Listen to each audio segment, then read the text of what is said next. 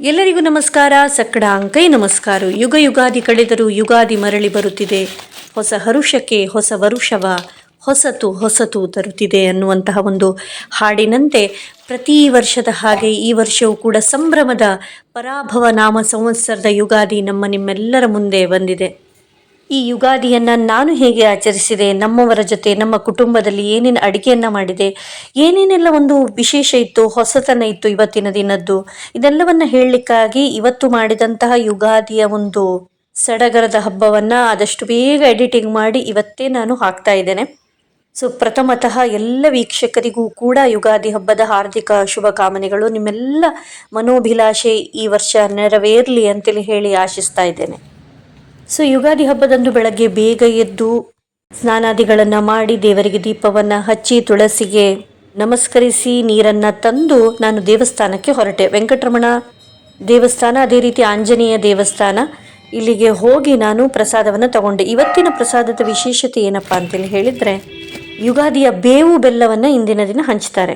So ದಿನದ ಆರಂಭವನ್ನು ದೇವರ ಪ್ರಾರ್ಥನೆಯ ಮುಖೇನ ಮಾಡ್ತಾ ನಾನು ಸೀದಾ ಒಂದು ಕ್ಲೋತ್ ಶಾಪಿಗೆ ಬಂದೆ. ಅಲ್ಲಿ ನಮ್ಮವರಿಗೆ ಒಂದಷ್ಟು ಹೊಸ ಬಟ್ಟೆಗಳನ್ನು ಖರೀದಿಸ್ತಾ ಮತ್ತೊಮ್ಮೆ ಮನೆಗೆ ಬಂದೆ. ಮನೆಗೆ ಬರುವಾಗ ಅತ್ತೆಯವರು ಆಲ್ರೆಡಿ ಗುಂಡವನ್ನು ಮಾಡಿ ಆಗಿತ್ತು, ಹಲಸಿನೆಲೆ ಗುಂಡ. ಆದರೆ ಬೆಳಗ್ಗೆ ನಮಗೆ ಈ ಅಕ್ಕಿ ಆಹಾರವನ್ನು ತಿನ್ನುವ ಹಾಗಿರಲಿಲ್ಲ. ಮಧ್ಯಾಹ್ನ ಮೇಲೆ ಅಂತೇಳಿ ಹೇಳಿದರೆ ಮಧ್ಯಾಹ್ನ ಊಟಕ್ಕಾಗುವಾಗ ಆಗ ಮಾತ್ರ ಅನ್ನ ಅಥವಾ ಅಕ್ಕಿಯ ಒಂದು ಆಹಾರವನ್ನು ಸೇವಿಸಬಹುದಾಗಿತ್ತು. ಸೊ ನಾನು ಬೇಗ ಬಂದು ಖಡಕ್ ಒಗ್ಗರಣೆಯನ್ನು ನೀಡಿ ಒಂದು ಉಪ್ಪಿಟ್ಟನ್ನು ಮಾಡಿದೆ. ಬಿಸಿ ಬಿಸಿ ಉಪ್ಪಿಟ್ಟು ನನಗಂತೂ ತುಂಬ ಹಿತ ಆಯಿತು. ಸೊ ಅದರ ನಂತರ ಹಬ್ಬದ ಅಡುಗೆ ಮಾಡುವಂತಹ ಒಂದು ವೈಬ್ ಸ್ಟಾರ್ಟ್ ಆಯಿತು. ಮೊದಲಿಗೆ ಹಲಸಿನಕಾಯಿಯನ್ನು ಕಡಲೆ ಪದಾರ್ಥವನ್ನು ಮಾಡೋದಕ್ಕಾಗಿ ಅತ್ತೆಯವರು ಕೊಯ್ತಾ ಇದ್ರು.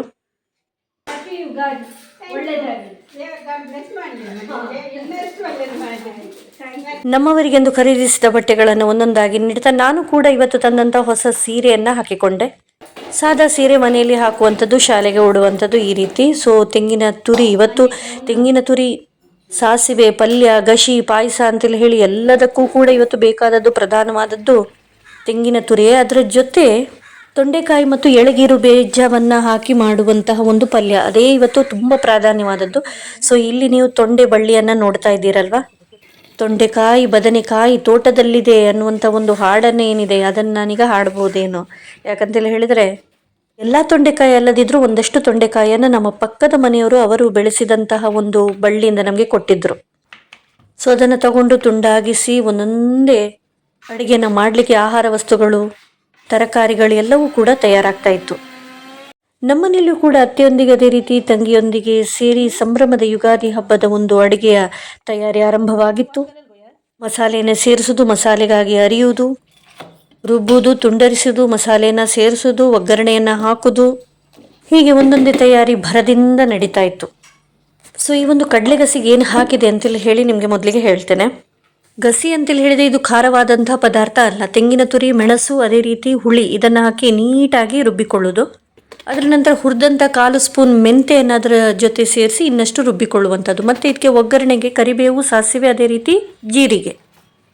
ಸೊ ಅಲ್ಲಿ ಕುದಿ ಬರಬೇಕಾದ್ರೆ ನಾನು ಹೋಗಿ ನಮ್ಮ ತೋಟದಲ್ಲಿ ಬೆಳೆದಂಥ, ಇದು ನಮ್ಮದೇ ತೋಟ, ಸೊ ಇಲ್ಲಿ ಬೆಳೆದಂತಹ ಬಾಳೆ ಎಲೆಗಳನ್ನು ತಗೊಂಡು ಬರ್ತಾ ಇದ್ದೆ ಮಧ್ಯಾಹ್ನ ಊಟಕ್ಕಾಗಿ. ಅದು ಮಾತ್ರ ಅಲ್ಲ, ಅದರ ಜೊತೆಗೆ ತೆಂಗಿನ ಮರಕ್ಕೆ ಸುರುಳಿ ಸುತ್ತ ನಿಂತಹ ವೀಳ್ಯದೆಲೆ, ಅದೇ ರೀತಿ ಪತ್ರೊಡೆ ಎಲೆಗಳು ಪಕ್ಕನೆ ಜೋರು ಆಸೆ ಆದರೆ ಒಂದು ತಿನ್ನಲಿಕ್ಕೆ ಅಂತೇಳಿ ಹೇಳಿ. ಸೊ ಪಂಪಿನ ನೀರೇನಿದೆ ಜಾಸ್ತಿ ಹೆಚ್ಚುವರಿಯಾದಂಥ ನೀರು ಒಂದು ಪತ್ರೊಡೆ ಗಿಡದ ಮೇಲೆ ಬೀಳುವಂಥ ಕಾರಣ ಅದು ಚೆನ್ನಾಗಿ ಹುಲುಸಾಗಿ ಬೆಳೆದಿದೆ. ಸೊ ಅದರ ಜೊತೆಗೆ ನಾವು ಉಪಯೋಗಿಸುವಂಥ ಕರಿಬೇವನ್ನು ಕೂಡ ನಮ್ಮ ಮನೆಯ ತೋಟದಲ್ಲೇ ಅಲ್ಲೇ ಸಿಗ್ತದೆ. ಸೊ ಇದನ್ನೆಲ್ಲ ತೆಗೆದು ಒಳಗೆ ಬರುವಾಗ ನಮ್ಮ ತೊಂಡೆಕಾಯಿ ಹಾಗೂ ಎಳೆಗೀರು ಬೀಜದ ಪಲ್ಯದ ತಯಾರಿ ಶುರು ಆಗಿತ್ತು. ಸೊ ಇದೇ ಇವತ್ತಿನ ಒಂದು ಪ್ರಧಾನವಾದದ್ದು ಒಂದು ಅಡುಗೆ. ಇವತ್ತು ಅಡುಗೆ ಅಂತೇಳಿ ಹೇಳಿದ ಹಾಗೆ ಎಲ್ಲರೂ ಪರಸ್ಪರ ಕೇಳುವಂಥದ್ದು, ನಿಮಗೆ ಎಳೆಗೀರು ಬೀಜ ಸಿಕ್ಕಿತಾ, ಎಷ್ಟು ಕೊಟ್ರಿ, ಎಲ್ಲಿ ತಗೊಂಡ್ರಿ, ಯಾವಾಗ ತಗೊಂಡ್ರಿ, ಹೇಗಿತ್ತು, ಚೆನ್ನಾಗಿತ್ತಾ, ಇದೆಲ್ಲ ವಿಷಯಗಳು. ಸೊ ಪಲ್ಯವನ್ನು ಅದಕ್ಕೆ ಒಗ್ಗರಣೆಯನ್ನು ಹಾಕಿ ಗಸಿಗೆ ಕೂಡ ಒಗ್ಗರಣೆಯನ್ನು ಹಾಕಿದೆ. ಸೊ ಅದಕ್ಕೆ ನಾನು ನಿಮ್ಗೆ ಹೇಳಿದ್ದೇನೆ, ಒಂದು ಜೀರಿಗೆ ಒಂದು ಎಕ್ಸ್ಟ್ರಾ, ಉಳಿದದ್ದು ಯಥಾ ಪ್ರಕಾರ ಕರಿಬೇವು, ಸಾಸಿವೆ, ಅದೇ ರೀತಿ ಖಡಕ್ ಒಗ್ಗರಣೆ. ಅದರ ನಂತರ ಪಾಯಸಕ್ಕೆ ನಿಮಗೆಲ್ಲರಿಗೂ ಗೊತ್ತಿದೆ, ತೆಂಗಿನ ಹಾಲನ್ನು ತೆಗೆಯುವಂಥದ್ದು. ನಾನು ಇದರಲ್ಲಿ 3 ಹಾಲನ್ನು ತೆಗಿತೇನೆ. ಒಂದು ಹಾಲು ಫಸ್ಟಿಗೆ ತೆಗೆದಂತಹ ದಪ್ಪ ಹಾಲು ಕೊನೆಗೆ ಹಾಕುವಂಥದ್ದು.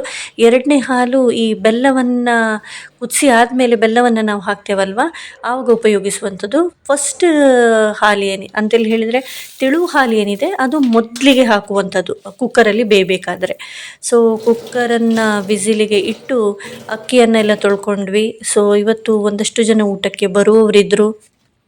ಹಾಗಾಗಿ ಸ್ವಲ್ಪ ದೊಡ್ಡ ಮಟ್ಟದಲ್ಲಿ ಅಂತೇಳಿ ಹೇಳಿದರೆ ನಿತ್ಯಕ್ಕಿಂತ ದೊಡ್ಡ ಮಟ್ಟದಲ್ಲೇ ಇವತ್ತು ಆಹಾರದ ತಯಾರಿಕೆ ಆಗಬೇಕಾಗಿತ್ತು. ಅದರ ಜೊತೆಗೆ ನೋಡಿ ಇವತ್ತು ಏನೇನೆಲ್ಲ ತೋಟದಲ್ಲಿ ಸಿಗ್ತಾ ಇದೆ ಅಂತೇಳಿ ಹೇಳಿದರೆ, ಈ ಅಡುಗೆ ನಿಂತಹ ಹಾಗಲಕಾಯಿ. ಸೊ ಹಾಗಲಕಾಯಿ ಅಂತಂದೆ, ಬಟ್ ಇವತ್ತು ಅದರ ಯಾವುದೇ ಉಪಯೋಗ ಇರಲಿಲ್ಲ.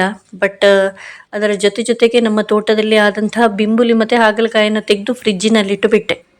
ನಾಳೆ ಒಂದು ಒಳ್ಳೆ ಬೆಳ್ಳುಳ್ಳಿ ಒಗ್ಗರಣೆಯನ್ನು ಕೊಟ್ಟು ಒಂದು ಪದಾರ್ಥವನ್ನು ಮಾಡುವ ಅಂತೇಳಿ ಹೇಳಿ ಅಷ್ಟರಲ್ಲಿ ಹೊಸ ವರ್ಷದ ಕ್ಯಾಲೆಂಡರ್ ನಮಗೆ ಬಂತು ನೋಡಿ. ಸೊ ಯುಗಾದಿಂದ ಆರಂಭವಾಗುವಂತಹ ನಮ್ಮ ಕಾರ್ಕಳದ ಪಡುತಿರುಪತಿ ದೇವಸ್ಥಾನದಿಂದ ನೀಡುವಂತಹ ಒಂದು ಕ್ಯಾಲೆಂಡರ್. ಇದರಲ್ಲಿ ಈ ಸಂವತ್ಸರ 40ನೇ ಸಂವತ್ಸರ, ಇದರ ಹೆಸರು ಪರಾಭವ ಅಂತೇಳಿ ಹೇಳಿ ಕೊಟ್ಟಿತ್ತು. ನನಗೆ ಗೊತ್ತಿರುವ ಪ್ರಕಾರ ಪರಾಭವ ಅಂತೇಳಿ ಹೇಳಿದರೆ ಸೋಲು, ನಿರಾಶೆ, ಹತಾಶೆ ಅನ್ನುವಂಥ ಒಂದು ಅರ್ಥವನ್ನು ಹೊಂದಿರುವಂಥ ಪರಾಭವ ಅಂತೇಳಿ ಹೇಳಿ ಹೆಸರು ಯಾಕಪ್ಪ ಈ ಸಂವತ್ಸರಕ್ಕಿದೆ ಅಂತೇಳಿ ಹೇಳಿ ಹೀಗೆ ಒಂದು ಗೂಗಲಲ್ಲಿ ಹಾಕಿ ನೋಡಬೇಕಾದ್ರೆ ಗೊತ್ತಾದಂಥ ವಿಷಯಗಳನ್ನು ನಿಮ್ಮ ಹತ್ರ ಹಂಚಿಕೊಳ್ತಾ ಇದ್ದೇನೆ. ಪರ ಅಂತೇಳಿ ಹೇಳಿದರೆ ಶ್ರೇಷ್ಠ ಅಂತೇಳಿ ಹೇಳಿ ಅರ್ಥ. ಅದೇ ರೀತಿ ಭವ ಅಂತೇಳಿ ಹೇಳಿದರೆ ಉಗಮ ಅಂತೇಳಿ ಹೇಳಿದರೆ ಹೊಸತಾಗಿ ಉದಯಿಸುವುದು, ಜೀವನದ ಒಂದು ಹೊಸ ಆರಂಭವನ್ನು ಮಾಡುವಂಥದ್ದು, ಹಳೆಯದರ ಅಂತ್ಯ ಹೊಸದರ ಆರಂಭ ಅನ್ನುವಂಥ ಒಂದು ಅರ್ಥವನ್ನು ಕೊಡ್ತದೆ. ಮಾತ್ರ ಅಲ್ಲ, ಕೆಟ್ಟ ಗುಣಗಳನ್ನು ಮೆಟ್ಟಿ ನಿಂತು ಜಯಶಾಲಿಯಾಗುವ ಒಂದು ಹುಮ್ಮಸ್ಸನ್ನು ನಮಗೆ ಕೊಡುವಂತಹ ಒಂದು ಅರ್ಥ ಈ ಒಂದು ಸಂವತ್ಸರಕ್ಕೆ ಇದೆ. ತುಂಬ ಚೆನ್ನಾಗಿದೆ ಅಲ್ವಾ? ಸೊ ಒಂದು ಹೊಸತನ್ನು ಆರಂಭಿಸು ಅನ್ನುವಂಥ ಒಂದು ಸ್ಫೂರ್ತಿಯನ್ನೇ ನಮಗೆ ಈ ಒಂದು ಪರಾಭವ ಅನ್ನುವಂಥ ಒಂದು ಅಕ್ಷರ ಒಂದು ವರ್ಡ್ ನಮಗೆ ಕೊಡ್ತಾ ಇದೆ. ಹಾಗಾಗಿ ಇದನ್ನು ನಾವು ಪಾಸಿಟಿವ್ ಆಗಿ ತಗೊಳ್ಳೋಣ. ಈ ವರ್ಷ ಏನಾದರೂ ಒಂದು ಹೊಸತನ್ನು ಸಾಧಿಸೋಣ, ಹೊಸತರ ಒಂದು ಉಗಮ ಆಗಲಿ ಅಂತೇಳಿ ಹೇಳಿ ನಿಮಗೂ ಕೂಡ ನಾನು ಈ ಸಂದರ್ಭದಲ್ಲಿ ಹಾರೈಸ್ತಾ ಇದ್ದೇನೆ. ಸೊ ಇಲ್ಲಿ ನಮ್ಮದು ಪಾಯಸಕ್ಕೆ ಎಲ್ಲ ತಯಾರಿ ಆಗಿದೆ. ಕೊನೆಯ ಹಂತದ ಏಲಕ್ಕಿಯನ್ನು ಜರಿದು ಹಾಕುವಂಥ ಕಾರ್ಯಕ್ರಮ ಆಗ್ತಾಯಿದೆ. ಅದೇ ರೀತಿ ಈ ಗೆಣಸಿನ ಪುಡಿ ಆಯಿತು, ಅದರ ನಂತರ ನೇಂದ್ರ ಬಾಳೆಹಣ್ಣಿನ ಪುಡಿ ಫ್ರೈ ಆಗ್ತಾಯಿದೆ. ಸೊ ಈಗ ಮನೆ ಮಂದಿಯರೆಲ್ಲ ಬಂದಿದ್ದಾರೆ, ಜೊತೆಯಲ್ಲಿ ಅವರಿಗೆ ನಾವು ಬಡಿಸುವವರಿದ್ದೇವೆ. ಎಲ್ಲರೂ ಜೊತೆಯಲ್ಲಿ ಸೇರಿಕೊಂಡು ಇವತ್ತು ಹಬ್ಬದ ದಿನ ಊಟವನ್ನು ಮಾಡುವವರಿದ್ದೇವೆ. ಸೊ ಇವತ್ತಿನ ಮೆನು ನಿಮಗೆ ಗೊತ್ತಾಗಿರಬಹುದು. ಅನನಾಸು, ಸಾಸಿವೆ, ಎಳೆ ಗೆರುಬೀಜು ಪಲ್ಯ, ಟೊಮೆಟೊ ಸಾರು, ಕಡಲೆಗಸಿ, ಪೋಡಿಗಳು, ಪಾಯಸ ಇದಿಷ್ಟು ಇದೆ. ಇದಕ್ಕಿಂತ ಜಾಸ್ತಿ ಏನಪ್ಪ ಅಂತೇಳಿ ಹೇಳಿದರೆ ಖುಷಿ, ಸಂತಸ, ಸಂಭ್ರಮ, ಸಡಗರ. ಹೊಸ ಹಬ್ಬ, ಹೊಸ ವರ್ಷ. ಹಿರಿಯರೊಂದು ಮಾತು ಹೇಳ್ತಾ ಇದ್ರು, ಸೊ ಯುಗಾದಿಯ ಪ್ರಥಮ ದಿನ ನಾವು ಹೇಗಿರ್ತೇವೆ ಅದೇ ದಿನ ವರ್ಷ ಇಡೀ ಕಳೀತದೆ ಅಂತೇಳಿ ಹೇಳಿ. ಸೊ ಸಂಭ್ರಮದ ಈ ಪರಾಭವ ಸಂವತ್ಸರದ ಪ್ರಥಮ ದಿನ ನಾವೆಲ್ಲರೂ ಕೂಡ ಸಂತಸದಿಂದ ಜೊತೆಯಾಗಿದ್ವಿ. ಈ ದಿನಗಳು ಹೀಗೆ ಯಾವತ್ತೂ ಸಾಗಲಿ ಅಂತೇಳಿ ಹೇಳಿ ಆ ಭಗವಂತನಲ್ಲಿ ಪ್ರಾರ್ಥಿಸ್ತಾ ಎಲ್ರಿಗೂ ಕೂಡ ನಮಸ್ತೆ.